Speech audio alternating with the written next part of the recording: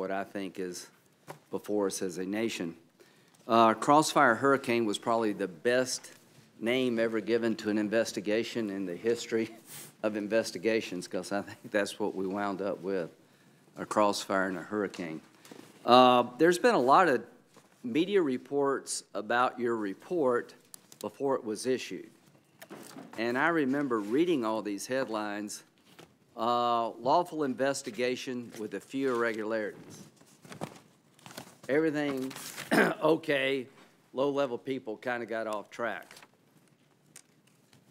If that's what you get out of this report, you clearly didn't read it. If that's your takeaway, that this thing was lawfully predicated, and that's the main point, you missed the entire report. How do you get a headline like that? That's what you want it to be. You want it to be that and nothing more. And I can assure you, if this had been a Democratic president going through what President Trump had gone through, that would not have been the headline. The headline would be, the FBI takes law into its own hands. Biased agents cut corners, lie to court, ignore exoneration. So the first thing I want you to know is how the cake is baked here.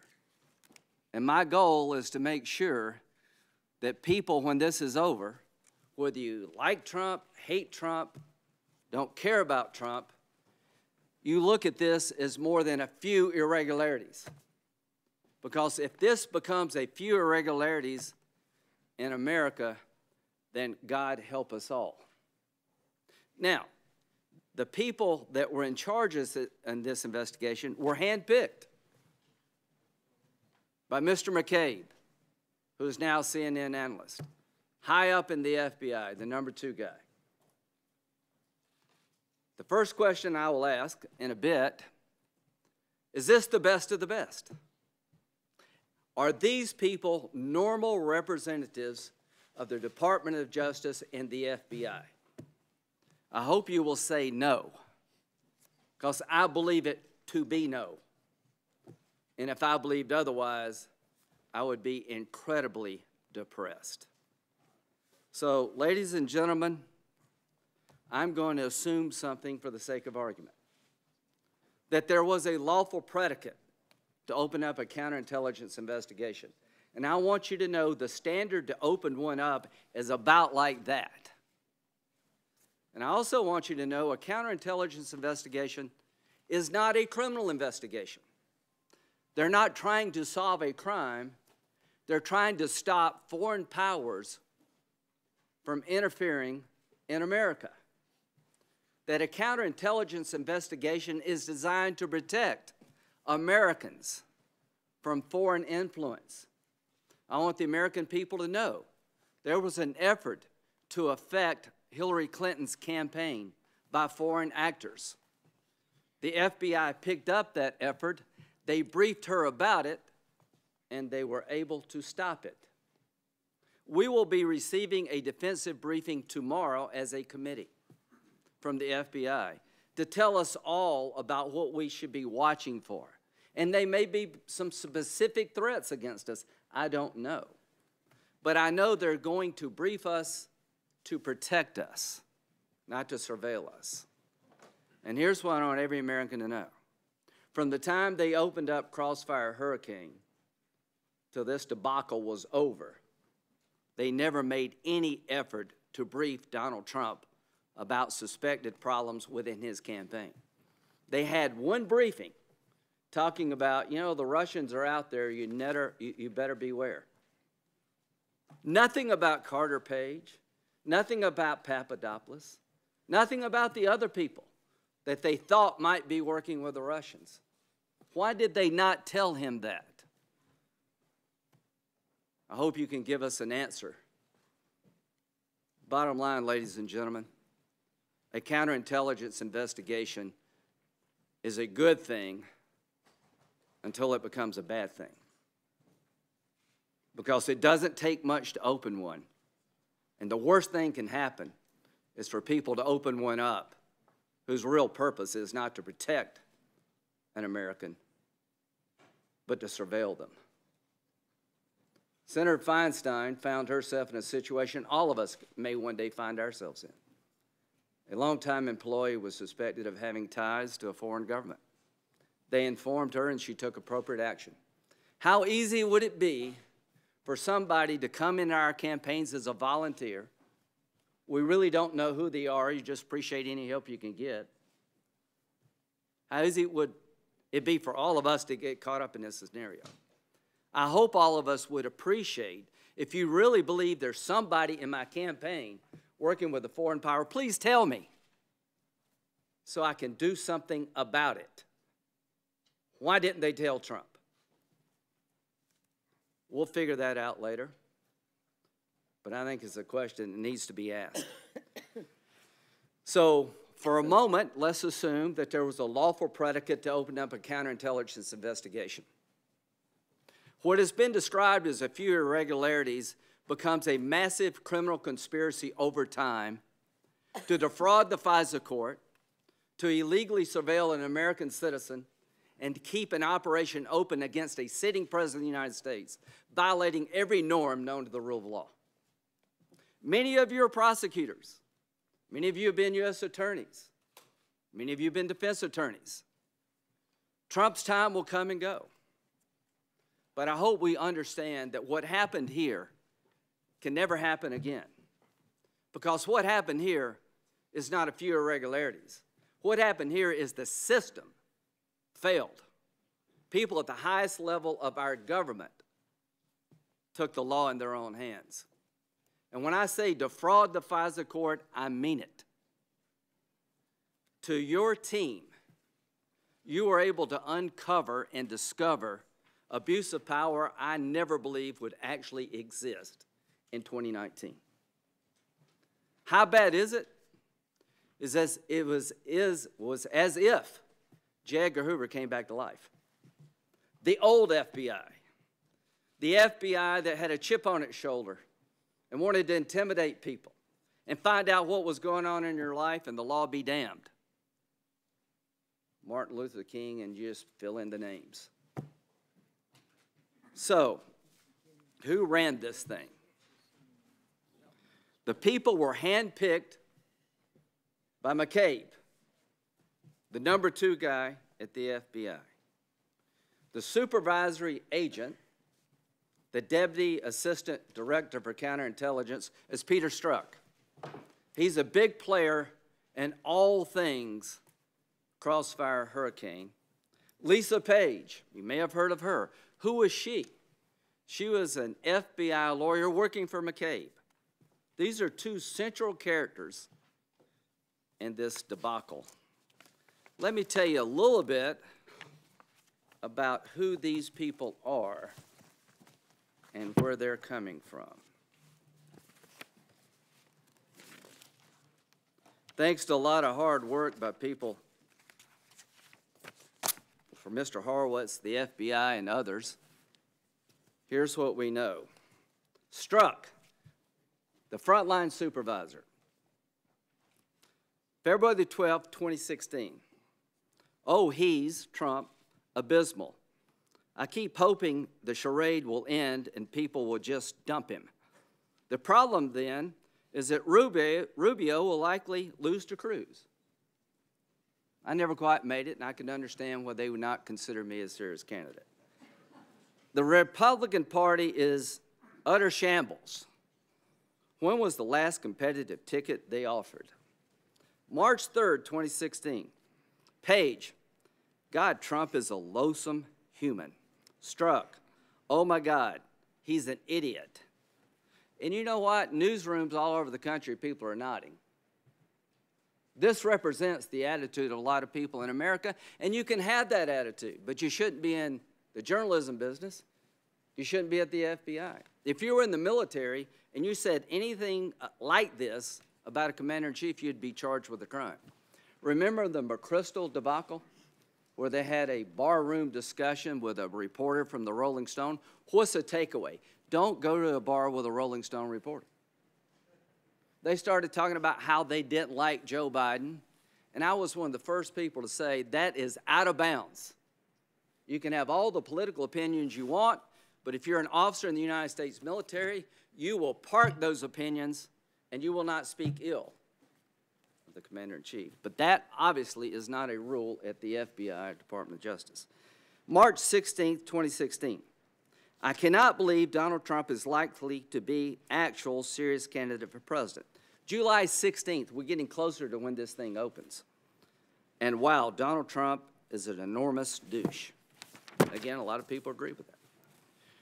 Trump barely spoke, but the first thing out of his mouth was, we're going to win so big. The whole thing is like living in a bad dream. July the 19th, 2016. Trump is a disaster. I have no idea how destabilizing his presidency would be. And a lot of people believe that. You're entitled to believe that, but you should not be an investigator. July the 30th, the investigation's open.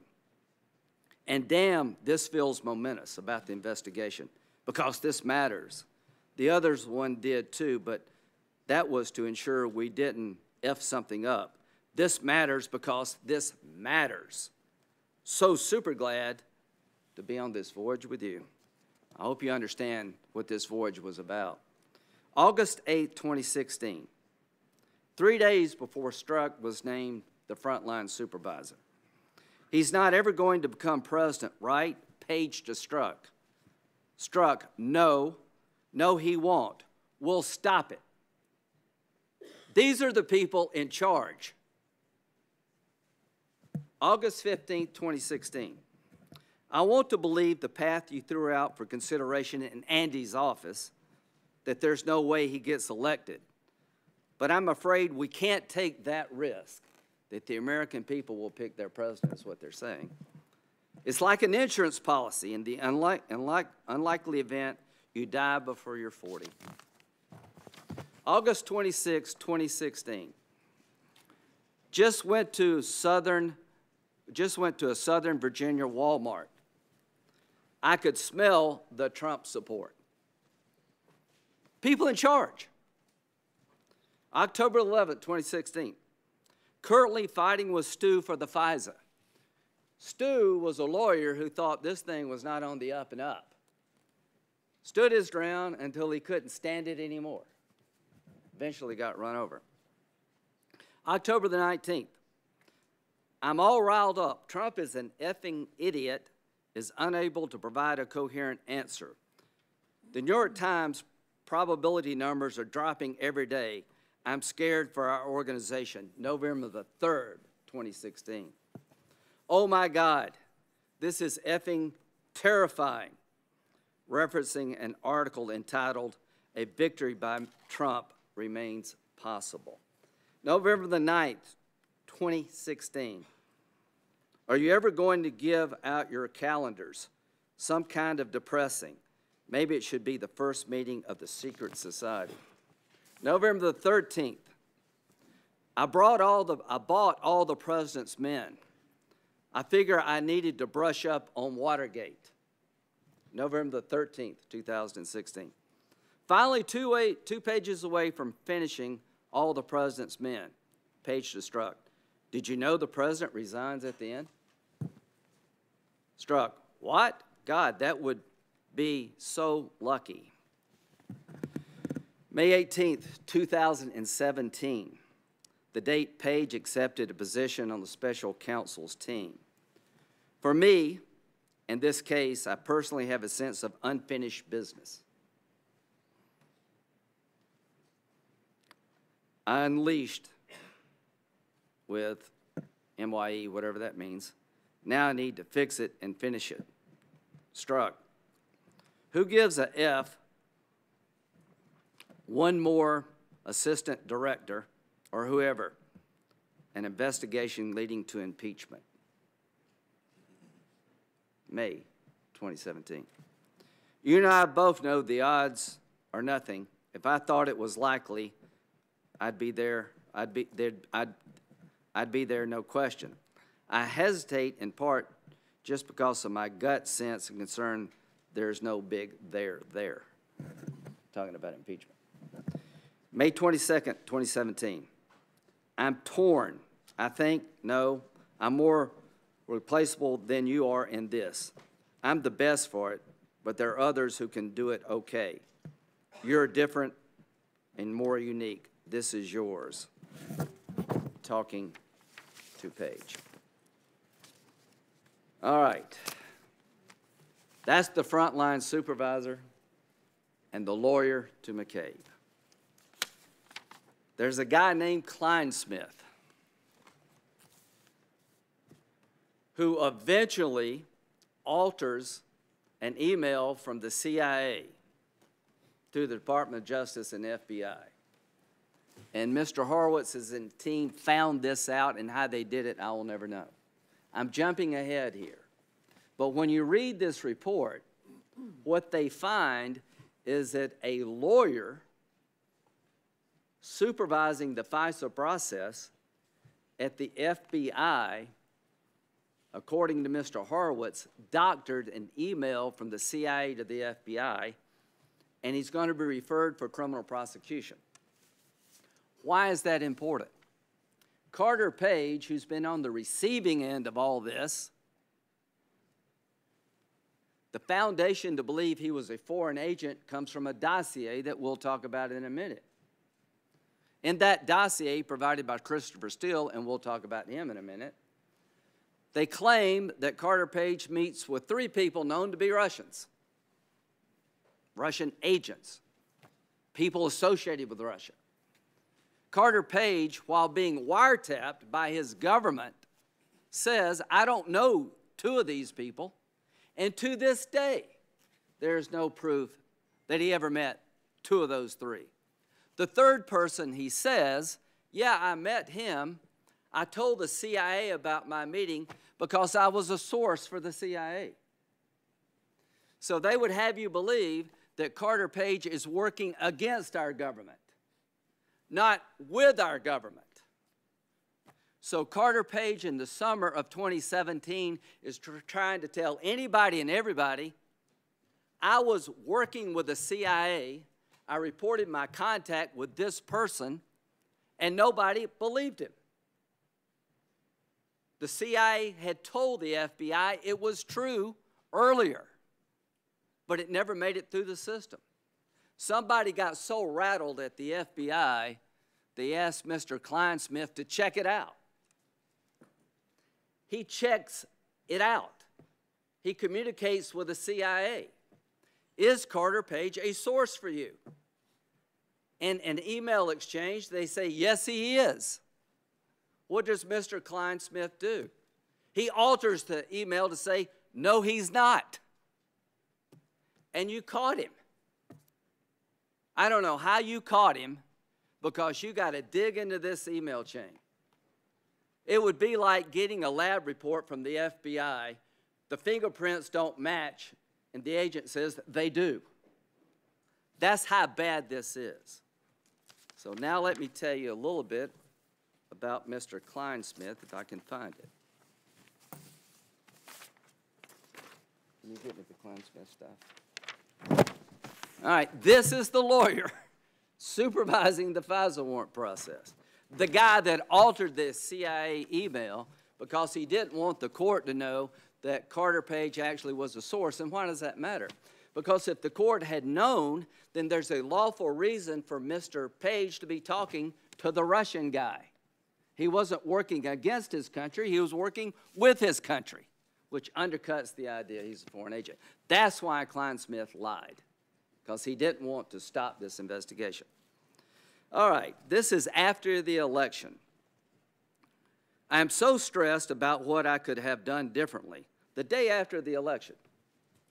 I'm just devastated.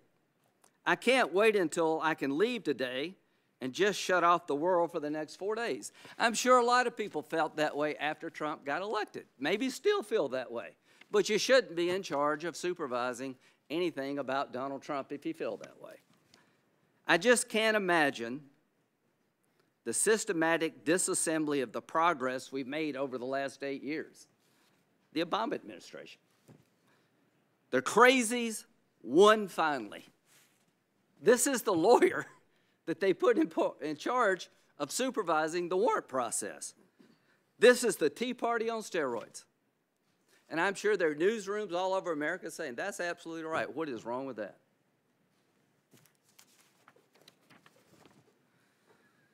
Oh, also, Pence is stupid. Whatever. This is what the guy's saying right after the election. And it's just hard not to feel like the FBI caused some of this. It was a razor thin in some states. Plus, my goddamn name is all over the legal documents investigating Trump's staff. And this is the one that gets me the most. November the 22nd, shortly after the election of Donald J. Trump, the FBI lawyer in charge of supervising the Fisa process tweets out to friends, "Viva la resistance." What are the odds that this guy might do something wrong? Would you have to be part of a right-wing conspiracy to predict in the future maybe this guy will get off script?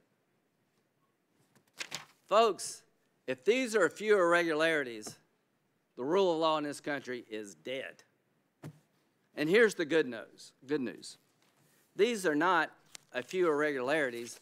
These are a few bad people that couldn't believe Trump won, didn't want him to win, and when he won, couldn't tolerate the fact that he won.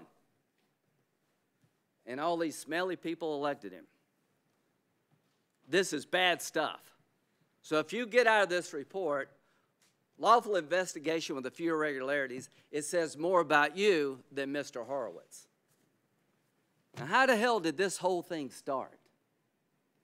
What got us here today? They opened up a counterintelligence investigation in July. We know the Russians are messing in our election. And it was the Russians, ladies and gentlemen, who stole the Democratic National Committee emails, Podesta's emails, and screwed around with Hillary Clinton. It wasn't the Ukrainians. It was the Russians. And they're coming after us again. So to be concerned that the Russians are messing with presidential campaigns was a legitimate concern. So they looked around at the Trump campaign. They said, well, let's see if we can protect the Trump campaign.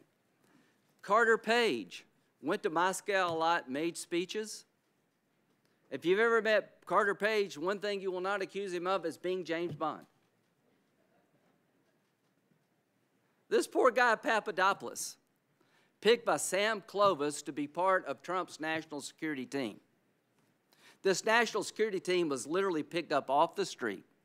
If you've had a photo with Donald Trump, you spent more time with Donald Trump than Papadopoulos and Paige. They're not paid, they're volunteers. But the FBI thinks we need to watch these guys with Manafort, as well as, who's the other one? Flynn, General Flynn. So they open up a counterintelligence investigation. Let's assume for a moment that the small predicate you need has been met. What the hell happened after they opened it up? What did they find? Were their suspicions validated? Or did they find at every turn it's really not true and they ignored it? So, one of the first things they tried to do was to get a warrant under the Foreign Intelligence Surveillance Act to follow Carter Paige, a volunteer for the campaign and an American citizen. They applied for the warrant internally in August of 2016, and the lawyers say, you don't have enough. Why? Because they had nothing. Maybe this reasonable articulation is this small, but to get a warrant from a court, you got to have probable cause. So the lawyer's saying, you don't have it. Everybody is now frustrated, folks. That's not the right answer. So McCabe suggests, the number 2 guy at the FBI, well, let's go look at this Steele dossier. Maybe that will get us over the hump. Just stay tuned. We'll talk about that in a minute. So on September the 19th, for the first time, they introduced the Steele dossier into the warrant application process. It worked. September the 21st, they get a sign-off, let's go get a warrant. The dossier got them to where they wanted to go. As you say, Mr. Horowitz, it was central and basically outcome determinative. Without this dossier, they go nowhere. With it, they're off to the races. Who is Christopher Steele? You thought these other people were bad? Wait till you hear about this guy. Christopher Steele was a former MI6, is that right?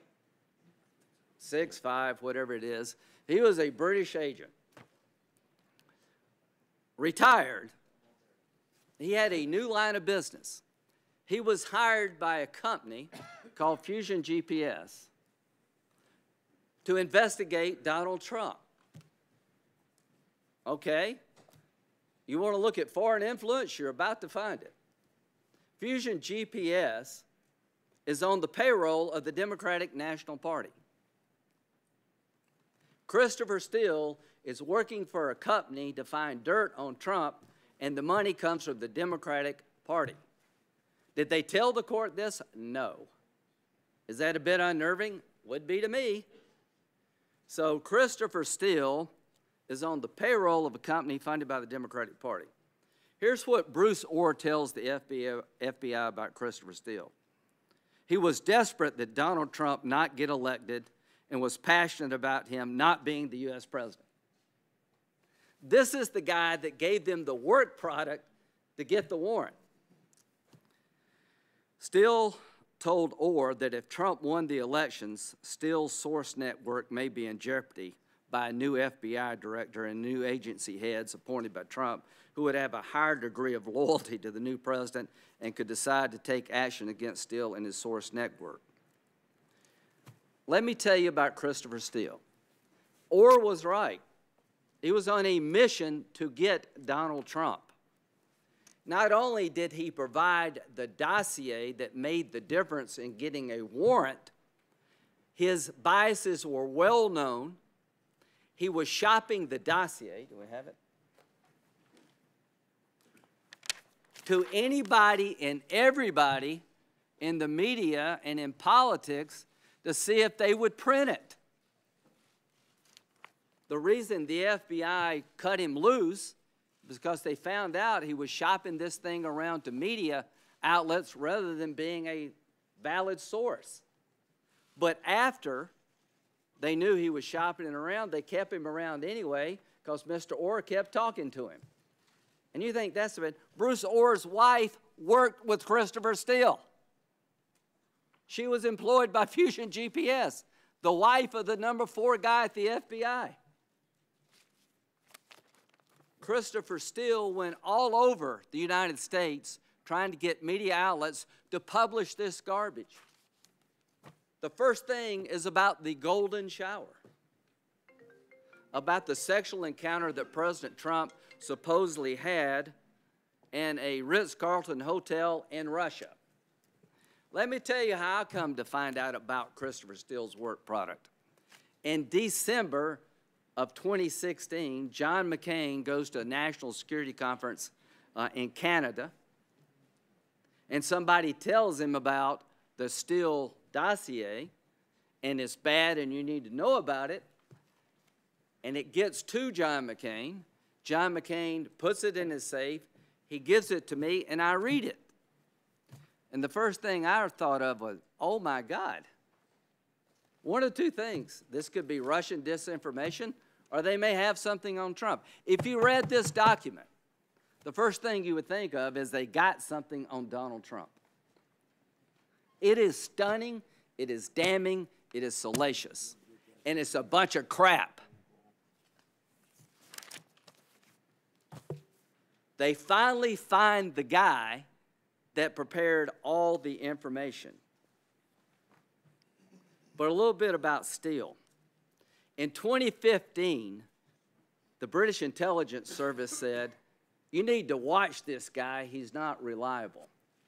They take time to go to London to check Steele out. And they're told he demonstrates lack of self-awareness, poor judgment, keen to help but underpinned by poor judgment, judgment pursuing people with political risk but no intel value. If you'd spend 30 minutes looking at Christopher Steele, you would understand this guy is biased. He's got an axe to grind. He's on the payroll of the opposing party. Take anything he says with a grain of salt. In January 2017, the FBI figures out who the subsource of the Steele dossier is. What you need to know, this is not what Steele found himself. This is what he gathered from one person.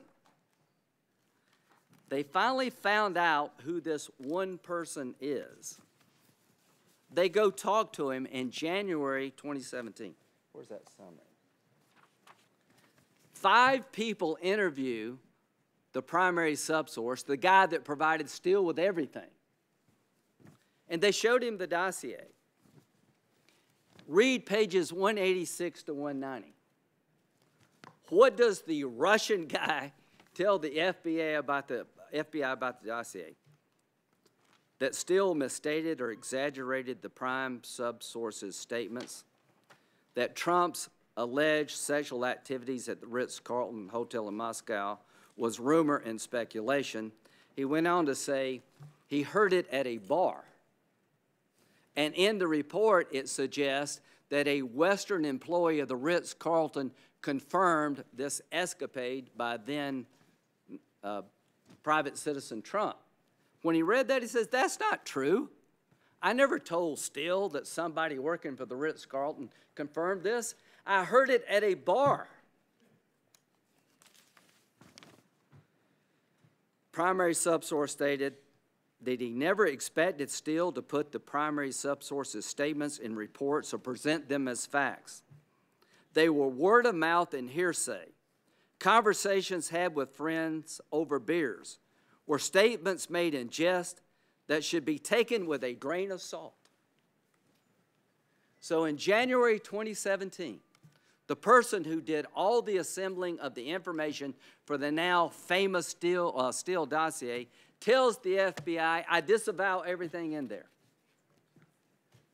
Now, what should happen? Time out. Let's reassess. Maybe we got this wrong. What would you hope to happen? That the FBI would slow down because this is the outcome determinative document that's just had a hole blown through it. They don't slow down. They use the document they now know to be a bunch of garbage twice more to get a warrant against Carter Paige. I hope Carter Paige gets a lawyer and sues the hell out of the Department of Justice and the FBI. 2 more warrants were obtained by the Department of Justice and the FBI after being told in January by the Russian guy it's all a bunch of bull. But it gets worse. Here's how they describe the interview to the court. The FBI found that the Russian-based subsource to be truthful and cooperative. Nothing about, and oh, by the way, he said everything in there is a bunch of bull. You knew in January 2017, if there was no doubt before, you know by the guy who prepared it that he disavowed everything. It's not true. It's a grain of salt. You shouldn't. I didn't say all these things. Instead of stopping, they keep going. And instead of telling the court the truth, what they're required to do, they lie to the court. A few irregularities. How would you like this to happen in your life? How would you like to be on the receiving end of this? To our people in the news business, what would you like? How would you like this to be your news organization?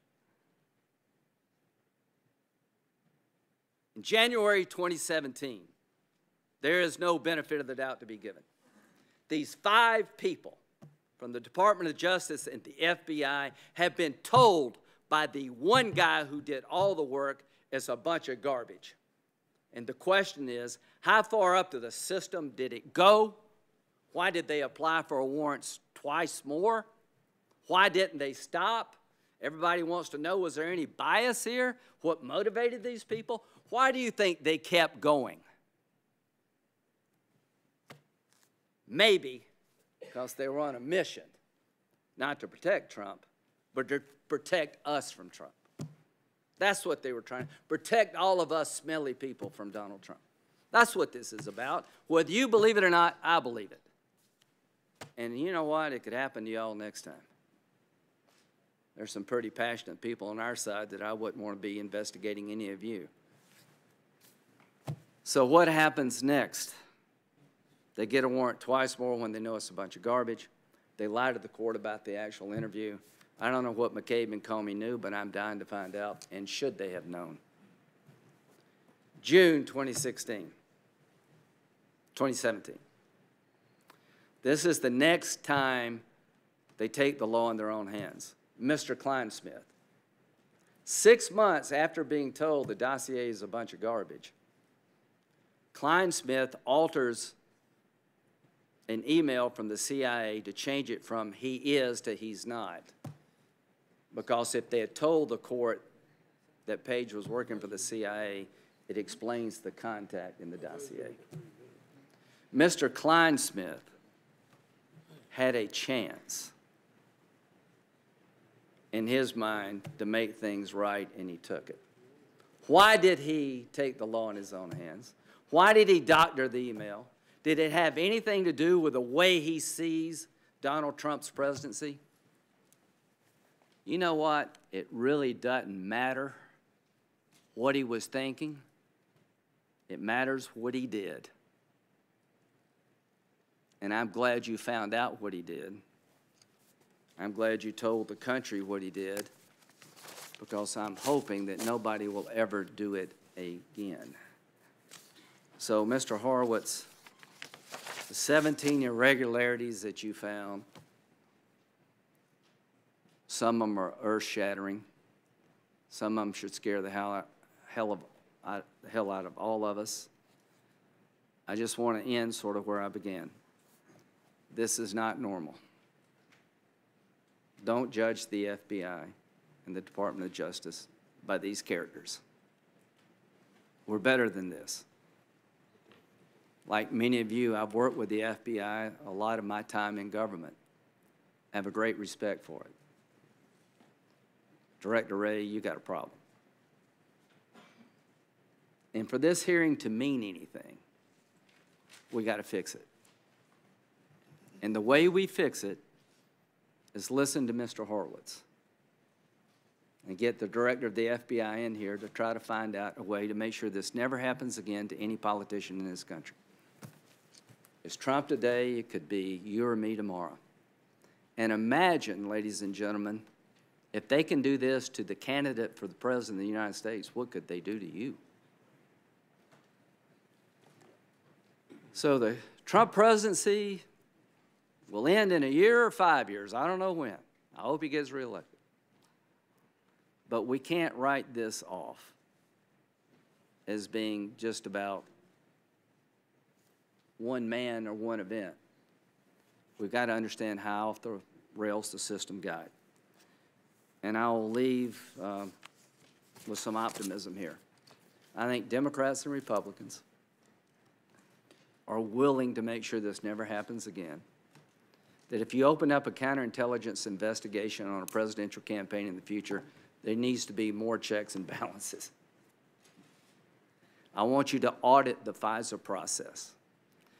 Mike Lee and Senator Leahy are probably the standard bearers for civil liberties. Cruz, a lot of people, we all care, but these are the two that constantly want to make sure that somebody's watching those who watch us. They're worried about metadata. While I may not agree with all of your concerns or all of your solutions, I respect the fact that you care. I hope you won't treat this report as finding a lawful investigation with a few irregularities. I'm a pretty hawkish guy. But if the court doesn't take corrective action and do something about being manipulated and lied to, you will lose my support. I know a lot about what's going on out there to hurt us.